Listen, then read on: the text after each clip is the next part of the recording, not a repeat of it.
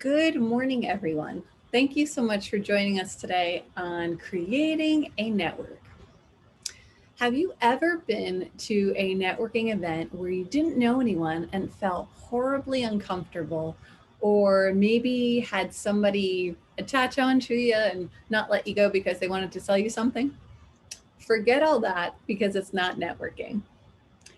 I'm Shanna Frappier, and in this course, we're going to talk about how to create real relationships in a fun and authentic way that pay off for your career growth. This isn't about being slick or mercenary, it's about succeeding by being yourself and connecting with people that you actually like. So let's get started. Oop, there we go. So, how many people are you connected with on social media? Hundreds, maybe thousands, right? Just try networking with all of them. It's kind of an insane thought, and I hope you don't really try it because you wouldn't have all that time to devote to real relationship building, right? It's just too big of a task. That's why it's essential to prioritize your networking. We need to be strategic in how we use our time. In this webinar, I'm going to help you learn how to prioritize the contacts, maybe things you may want to consider, and how contacts can be really crucial and how they are really essential in your professional success. So let's start by focusing on the people that you know and maybe thinking about narrowing those people down to a limited number. I'm thinking in terms of your top 10, maybe your top 50, and your top 100. You'll obviously want to devote more time and energy to your top 10 as compared to the others on the list. So, who should be on it? Think about people that make a real difference to your professional future. These could be current or past employers, maybe mentors, recommenders, people in your company, maybe who are critical to your promotional chances, maybe family or friends, connectors, or even people in the media. Maybe you keep your contacts in your email account, possibly, or on your phone, or it may be for those pros out there, maybe in a specialized software. It doesn't really matter how you keep your contacts. For these purposes, you could go just old fashioned, maybe scroll through the list of names and on a sheet of paper, maybe jot down or a basic spreadsheet the names of people that fall into your top 10, 50, or 100. Now think about the ways that you can keep in touch with people. It could be through email, maybe, or phone calls, maybe even old school postal mail or in person, whether it's one on one or in groups. Look at your calendar and mark out time to connect with your top contacts. The specifics will vary, but it should be something that's realistic for you. For instance, if you have a long commute, maybe a long drive to work, you could plan to call at least one person in your top 100 per day on your ride home just to check in. That means at least 3 times a year, you will have reached out to someone important to you, um, and connected with them in some way, possibly in that phone call. Um, Maybe you try to schedule a one-on-one coffee each week with someone on your top 10 list. So in that case, every quarter you'll be personally connecting with them, somebody on your top 10. Both are very doable, but it is a matter of us making the time to do it. Finally, it's essential to periodically reevaluate that strategy that I just mentioned. So, maybe every 3 months, it's worth making a note in your calendar to take even just a half an hour to look at your overall networking strategy. Is it working the way you want? Do you feel you're connecting with the right people and deepening your relationships? Some questions to ask yourself might include, is maybe there anyone I've met in the past 3 months who's worth adding to my list?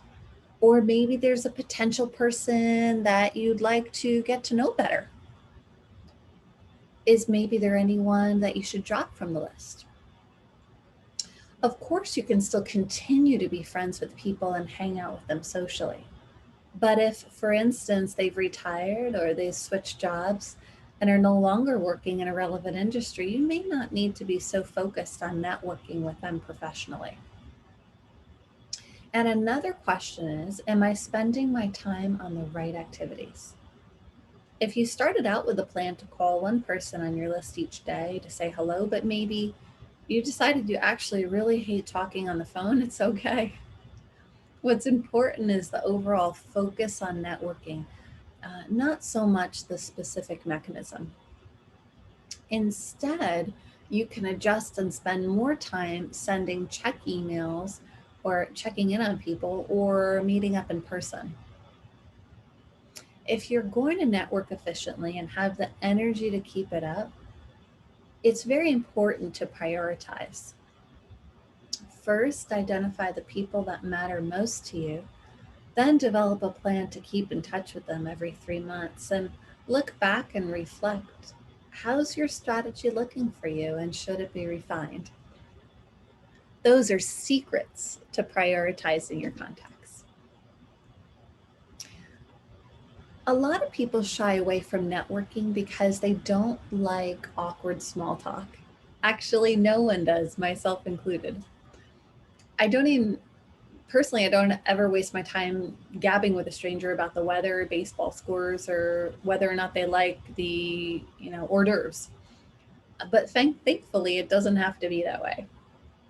Here's how to have real and meaningful contact with new contacts. Just a few key elements here.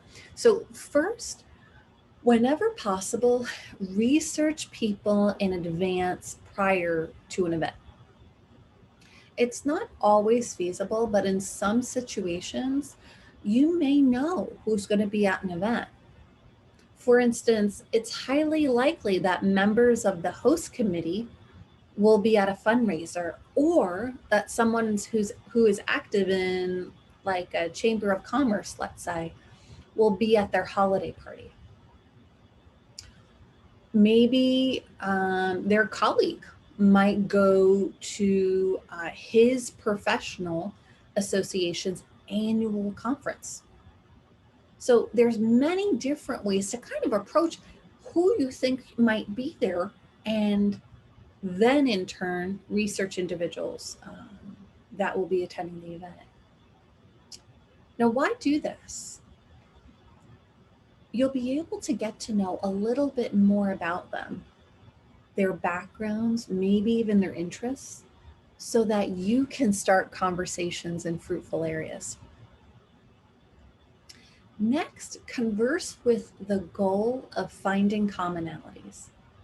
The best thing we can do is to find something we have in common. That shifts the person into now seeing you as a peer or someone like them. It doesn't even have to be a profound connection. It could be living in the same neighborhood or having kids the same age or liking dogs or having gone to the same school. You can start with a reason you're both at this event and work from there. Another way to make your conversations more meaningful is to find out what they're passionate about. When it comes to building real connections, it's also powerful to ask the question, what are you most excited about right now? That gives the person the opportunity to steer the conversation to something they really care about. It could be a work-related element or item, or even a hobby. Maybe they've just had a breakthrough in a project they've been working on, or possibly they've had their first child, maybe, or took up hang gliding. Whatever it is, if you ask them about it with sincere curiosity, you're likely to have a good conversation and spark a strong connection. My last recommendation is to become, and I know this sounds kind of funny, but become their wingman. Once you learn a little something about your new contact and have had a good chat, you can solidify the bond by starting to think of yourself as their wingman. Maybe there's something else or someone else at the event that you think that they should meet based upon the interests that they've shared with you. You could offer to introduce them and make a connection. Or maybe when someone else slides over to say hello, you could maybe point out or mention an interesting fact that your new friend um, had shared and shine a light on them. It's a generous gesture, or those are generous gestures, and they'll appreciate it. And that'll also help to cement your connection. Some people think of networking as simply talking, right? But when it's done right, it's also very much about giving. Let's talk about a few ways that you can make yourself useful to your contacts in ways that they'll truly appreciate. If the person that you're networking with is senior to you, it can be hard to figure out what you could actually offer them. You can't give them a job or allocate budget to them or even introduce them to new people because their network is likely way more extensive than yours. But one way that you can almost always help is providing hands-on assistance. For instance, I know of a lady who made friends with a powerful senior lady in her industry when she volunteered to be the secretary of a professional association. It wasn't really glamorous taking meeting minutes or booking room reservations, but it provided an opportunity to connect with leaders in her field who later then helped her land a job as soon as she finished grad school.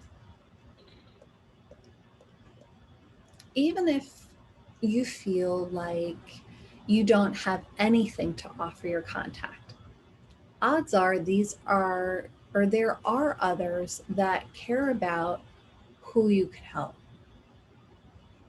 One powerful executive I knew that was 30 years my senior, we had very, very little in common, but his son had just graduated from college and was interested in getting a job in business.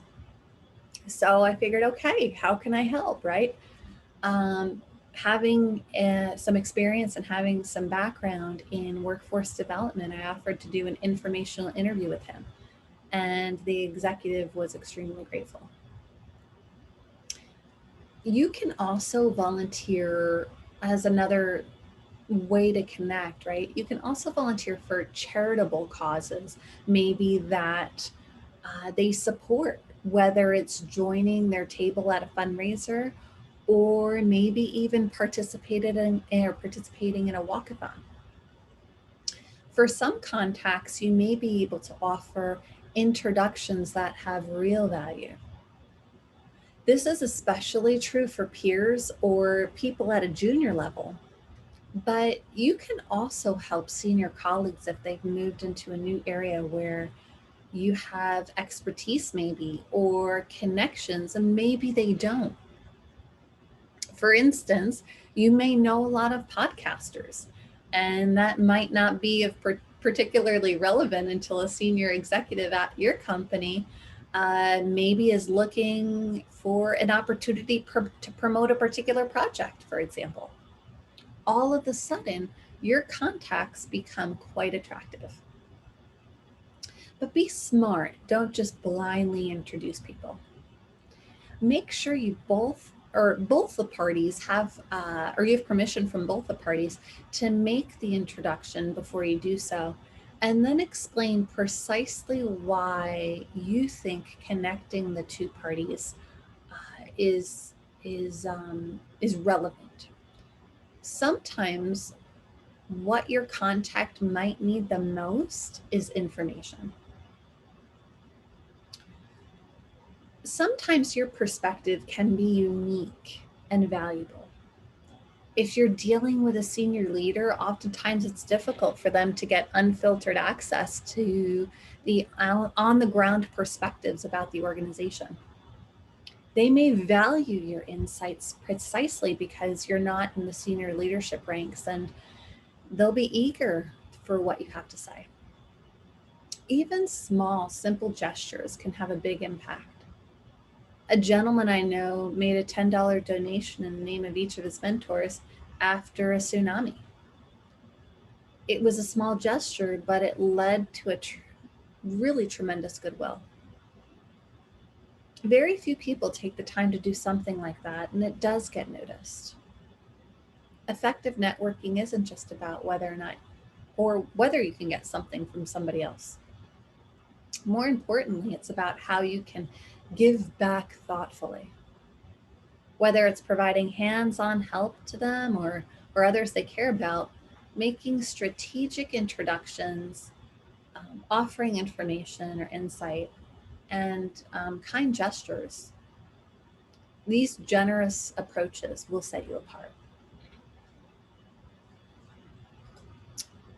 So let's talk a little bit about networking in person. There are a lot of networking events out there, especially now as things are opening up here. You'll see dozens, if not hundreds, posted online. But your time is limited. Which should you bother going to?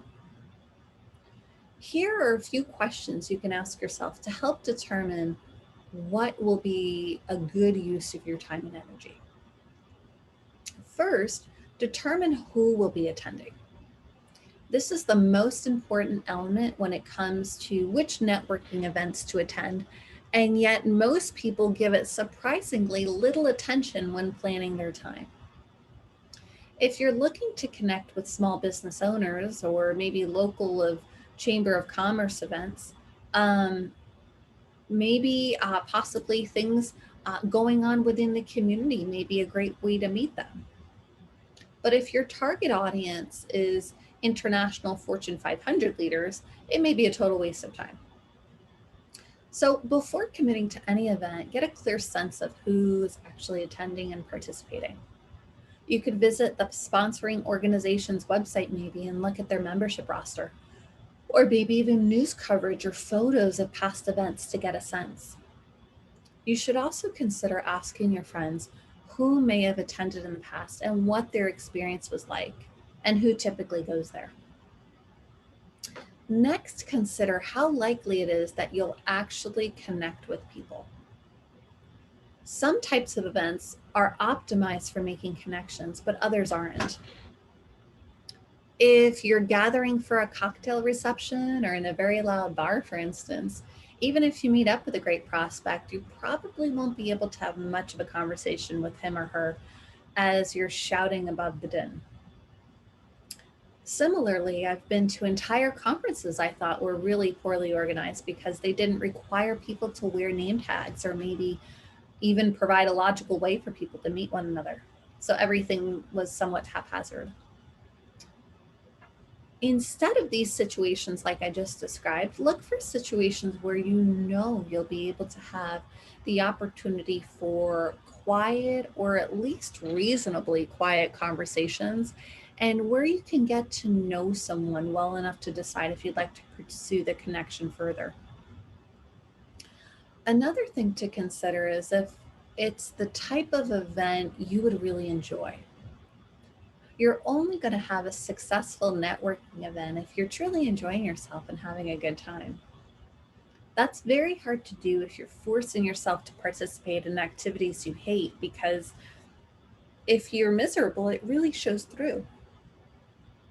Just because a large cattle call networking event is really, it can be the norm, doesn't mean you need to participate in them.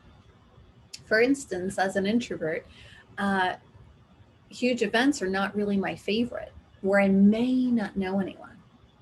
Instead, I choose to focus my energy on attending maybe smaller, more intimate events where I feel that they're more manageable to network with people. And my success rate for connecting with people is much higher typically at these events. You could also consider maybe networking events focused on activities, such as a group outing or a ball game. that can sometimes provide a much needed icebreaker. Lastly, here, ask yourself, is the timing optimal for you in regards to networking events? I used to force myself to attend very early breakfast gatherings that began, at 7 o'clock sometimes in the morning. I'd have to wake up around 5 to get into the city where I lived at the time. And I was exhausted, not just during the event, but for the rest of the day, killing my productivity. You don't have to go to every event. Pick and choose which fit your interest and then also your lifestyle best. For me, that meant curbing those super early morning gatherings and instead meeting people throughout the day, which is when I was really at my peak. When it comes to networking events, quality matters much more than quantity. So using these strategies, you can make a good decision about how to allocate your time. We are all so busy these days, and that doesn't mean that we're too busy for networking. It really doesn't have to be this onerous, time intensive process. And so, right here, number 2 on our list, let's talk about how to manage it efficiently and effectively. One of the best ways to save time in networking and add value in the process is to connect multiple people with one another. When I visited San Francisco a few years back, I had limited time and I wanted to connect 2 colleagues together. They weren't acquainted, but I thought they'd enjoy each other, so I invited them both out to eat. It was a time saver for me because it allowed me to connect with both of them in one evening, but it also forged a new connection. They've subsequently gone to numerous networking events together and both take advantage of opportunities from one another. Um, if you're feeling pressed for time when it comes to networking, try to think creatively and maybe you can connect with people who'd appreciate it. The default in the business culture is just to invite someone to coffee, right? But you might not have time for that. Instead, if you want to meet up with someone, maybe invite them to join you at an event you're already planning to attend. Maybe it's a networking event or a fun activity like a fundraiser for a charity that you support. They will appreciate the unique experience and the chance to spend time with you. And on top of that, you'll get to know them deeper and perhaps benefit from their connections as well, since you can introduce each other to new people at the event that one or the other doesn't know. This is a fast and easy, but also symbiotic way to network. One other thing I definitely want to touch on is that sometimes networking can be stressful, right, for some of us. And so if it does, or the whole idea of networking seems stressful to you, you can think about it this way.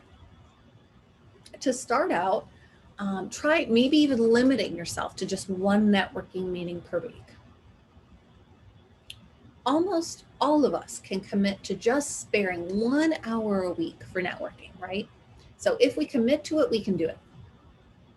By connecting multiple colleagues, inviting people to events you're already attending, and focusing on doing just one meeting per week, you can begin to gain momentum. Last on our list here, we are going to cover, number 3 is we're going to talk about hosting your own networking event, which for many of us, for the very first time, can sound super intimidating, right? But it's actually easier than attending other people's or organizations' events that are poorly planned. So here is just, a couple tips on maybe if it's something you would consider, whether now or in the future, on how to execute a really great one. So first determine what type of event you want to hold. So ask yourself, maybe what do you enjoy? What kinds of events do you enjoy? It could be a large gathering, but I'd suggest maybe starting small to test the waters. Think back on those networking events that you attended in the past that you particularly enjoyed. What were they like? Why did you like them? You can then broadly think about events that would be fun and that others might enjoy too. It could be anything from a dinner party at your house, or if you like to cook, it could be a gathering at a restaurant, to maybe even a group outing or a sports match, maybe even a bike ride. The key is to pick a venue where you'll have fun and you can share this enjoyment with other like minded people. Excuse me as I take a sip of water here. Next, you want to decide on how to choose your attendees. Think about maybe at least 3 and no more than 10 people that you'd like to bring together. Ideally, the group should have a common strand so that it will be easy for them to find things to talk about. Perhaps it's maybe people who work at your company or people in the financial service industry, or maybe even people who are fellow supporters of your favorite charity.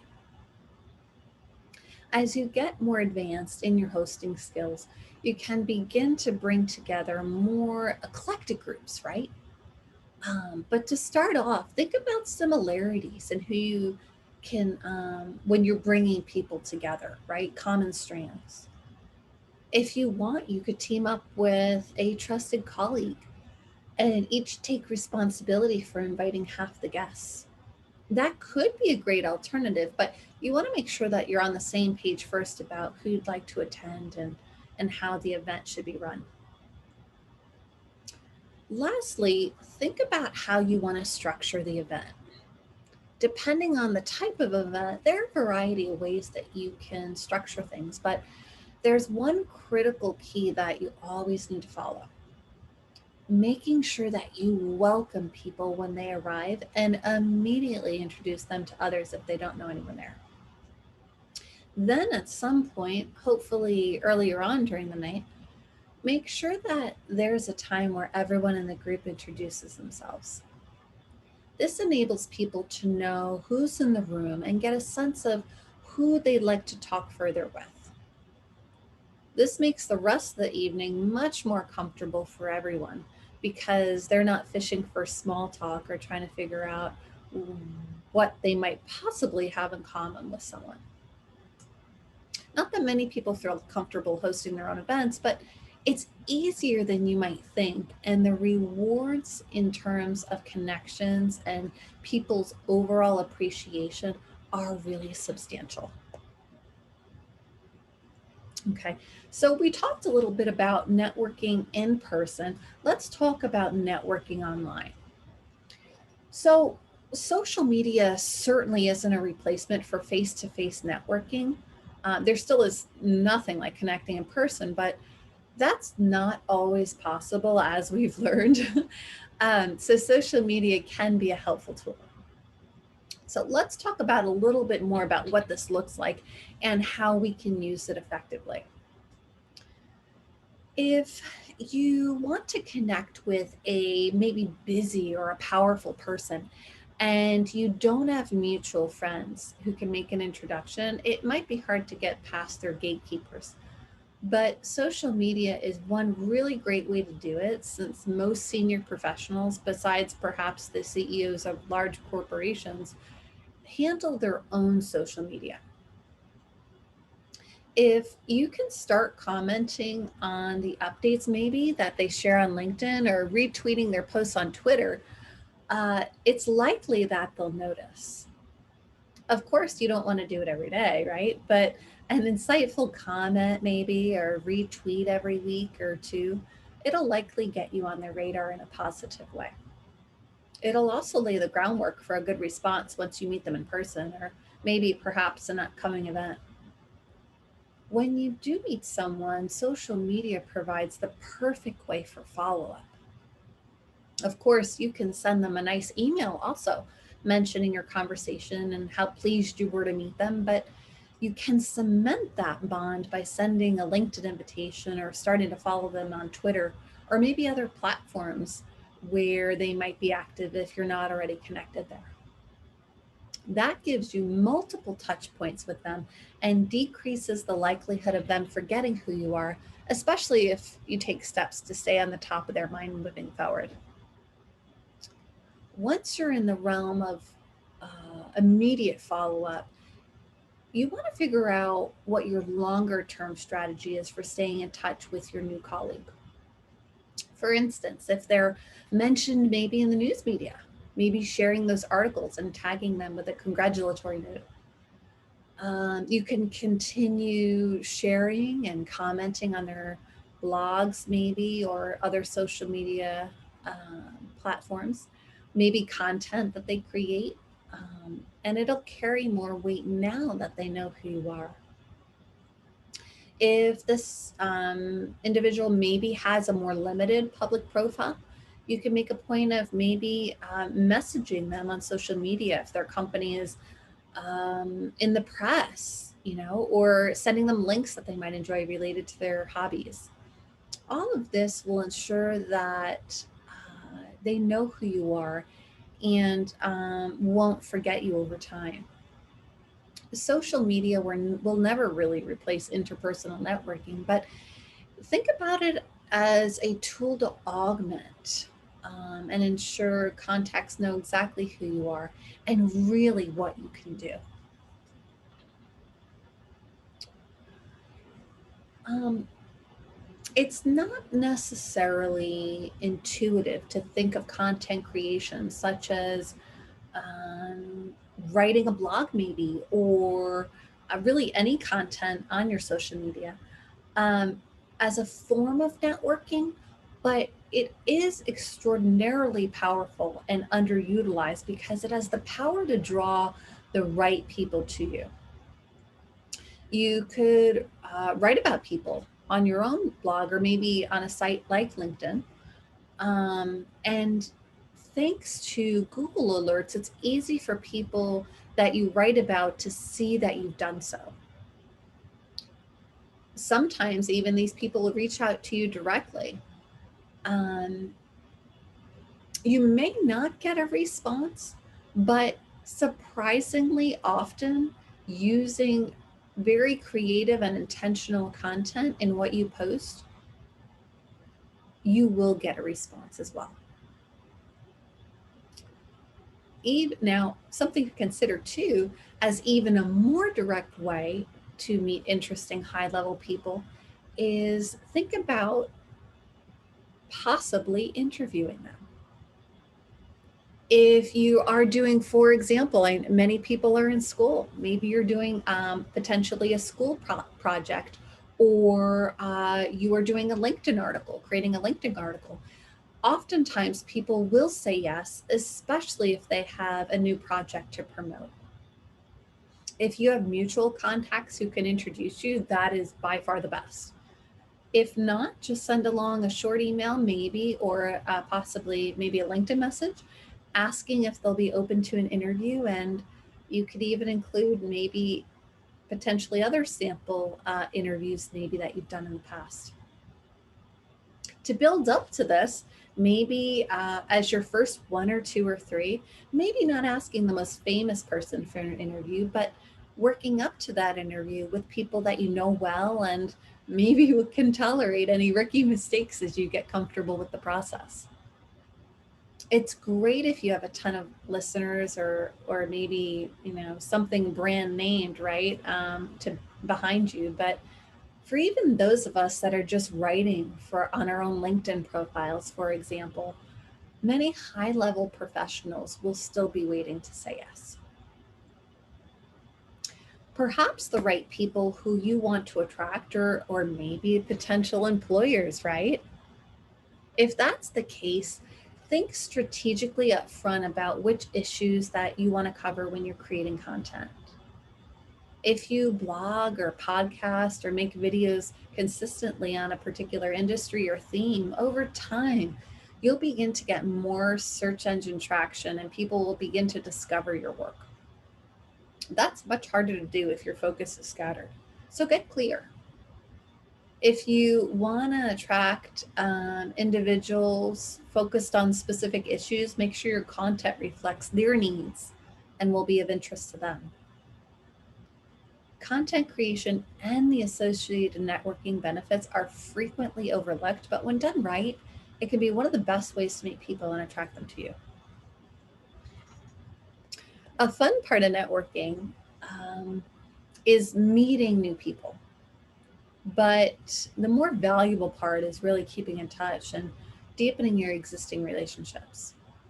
So let's talk a little bit about some ways that you could do that effectively. It can sometimes be confusing and as to how to follow up with someone, right? Especially someone that you don't know well. So what can we say that adds value that doesn't sound strange? Think back to your initial meeting or meetings with this individual and try to write down key details that you remember. Maybe the town they lived in, maybe sports teams, hobbies, things like that.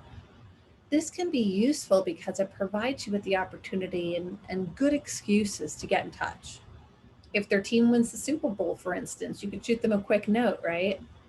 If their town gets flooded, you could email them to see if they're okay. Or maybe even if their company wins a large contract that gets reported to the newspaper, you can congratulate them.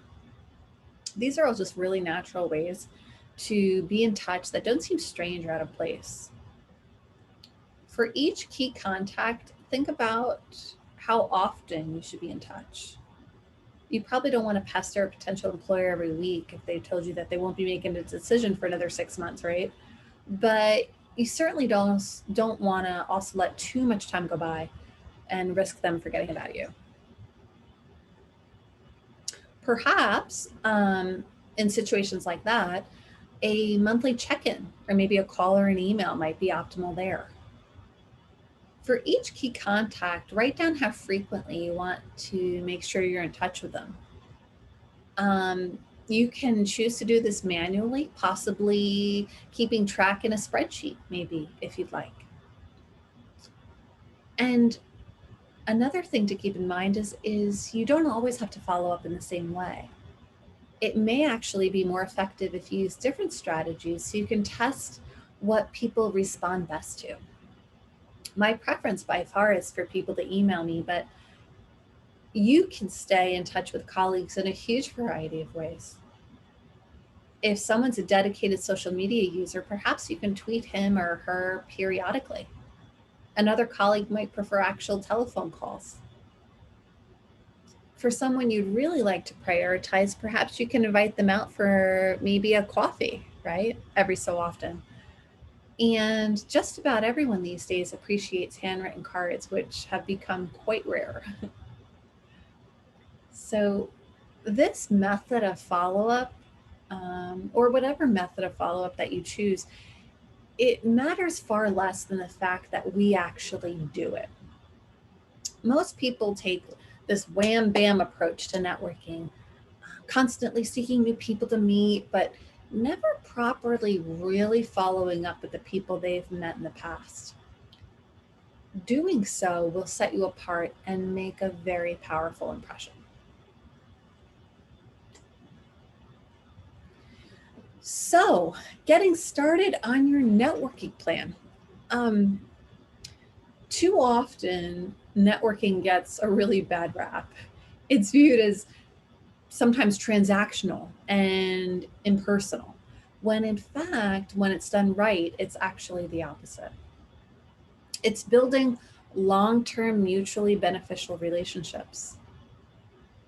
Begin by prioritizing your top contacts, the top 10, 50, 100 people who can make a difference in your business.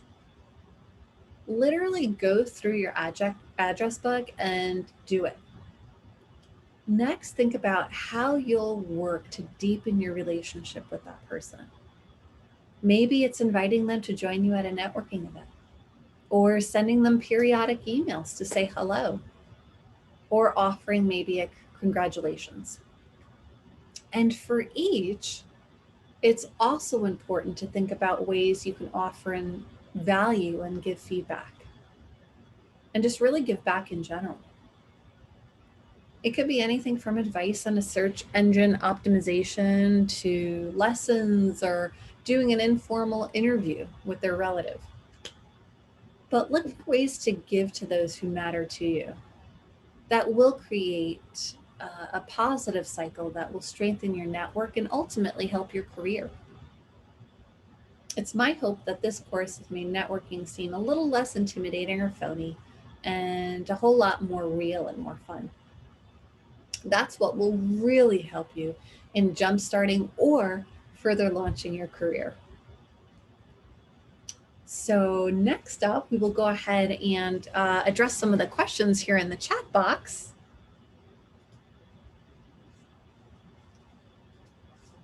Okay.